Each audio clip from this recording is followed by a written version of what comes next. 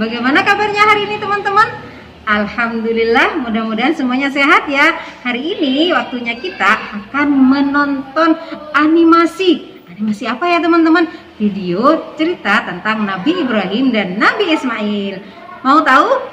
Yuk kita tonton bersama-sama ya.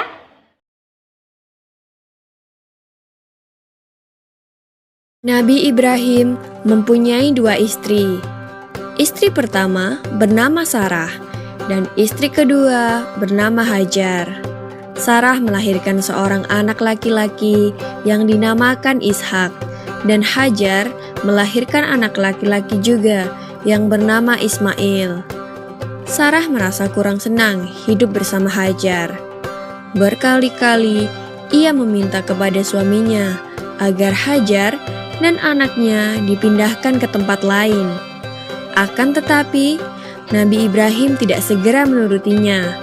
Barulah setelah menerima perintah dari Allah, Nabi Ibrahim mengajak Hajar dan Ismail pindah ke Mekah.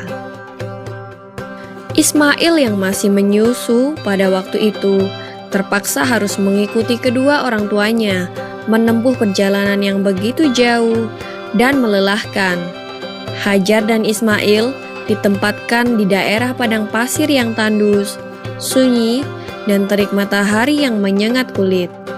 Tak ada seorang pun di sana kecuali mereka berdua. Setelah beberapa tahun Nabi Ibrahim alaihissalam meninggalkan anak dan istrinya itu, ia pun merasa rindu. Beberapa kali ia mengirim utusan untuk melihat keadaan anak dan istrinya itu.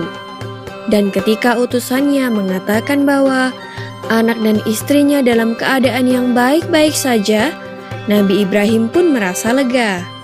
Ternyata kehidupan istri dan anaknya itu diberi serba kecukupan oleh Allah Subhanahu wa Ta'ala. Hajar dan Ismail dianggap sebagai pemilik dan pemimpin di Mekah, karena mereka berdualah yang pertama kali menetap dan bertempat tinggal di sana. Demikianlah Nabi Ibrahim tidak dapat menahan kerinduannya.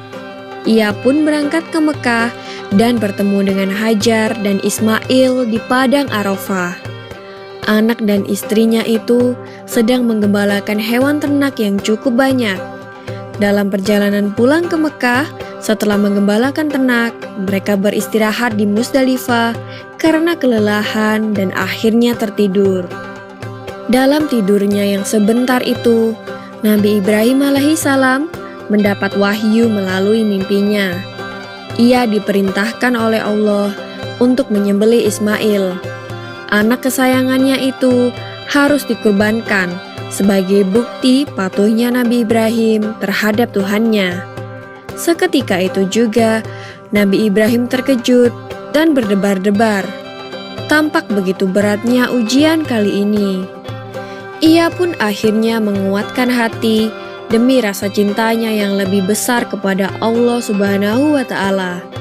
Ia juga pada akhirnya memberitahukan mimpi itu kepada Ismail. "Wahai anakku Ismail, dalam mimpi aku diperintahkan oleh Allah untuk menyerahkanmu sebagai kurban, dan aku harus menyembelihmu. Bagaimana pendapatmu, wahai anakku?" Kata Nabi Ibrahim. Ismail pun menjawab, "Wahai ayah, sekiranya itu perintah Allah, maka laksanakanlah apa yang telah diperintahkannya kepadamu. Aku akan tetap sabar dan ikhlas menerima cobaan ini." Dikisahkan iblis berusaha merintangi perintah Allah kepada Nabi Ibrahim. Berkali-kali iblis membujuk Nabi Ibrahim agar tidak melaksanakan perintah itu. Namun Nabi Ibrahim tetap melaksanakan perintah Allah, dan godaan iblis yang begitu dahsyatnya tak akan mampu meruntuhkan ketaatan Nabi Ibrahim kepada Allah. Nabi Ibrahim membawa Ismail ke atas bukit. Di sana, Ismail mengenakan kain penutup mata, dan pedang tajam pun sudah dipersiapkan.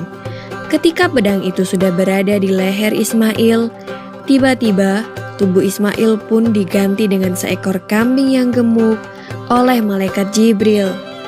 Dengan demikian, selamatlah Ismail dari penyembelihan. Allah Subhanahu wa Ta'ala berfirman kepada Nabi Ibrahim, "Hai Ibrahim, kau sudah melaksanakan perintahku dengan ikhlas. Sebagai gantinya, aku berikan binatang ternak untuk disembelih. Ini adalah cobaan besar bagimu." Peristiwa itu terjadi pada tanggal 10 Dzulhijjah di Mina, dan sampai sekarang dirayakan seluruh umat muslim sebagai hari raya Idul Adha. Dan umat Islam yang melaksanakan ibadah haji juga dapat melakukan kurban di Mina sebagai penghormatan atas Nabi Ibrahim alaihissalam. Demikian kisah Nabi Ibrahim alaihissalam. Semoga kisah ini dapat mempertebal iman kita kepada Allah Subhanahu wa Ta'ala. Amin ya robbal alamin. Alhamdulillah, sudah nonton semua ya videonya. Bagus kan teman-teman? Nah, tugasnya teman-teman adalah menceritakan kembali tokoh-tokoh yang ada di video tersebut. Ceritakan kepada mama atau papa atau ayah. Nanti direkam ya. Jangan lupa kirim ke Ustazah. Oke, terima kasih ya teman-teman sudah menonton videonya. Wassalamualaikum warahmatullahi wabarakatuh.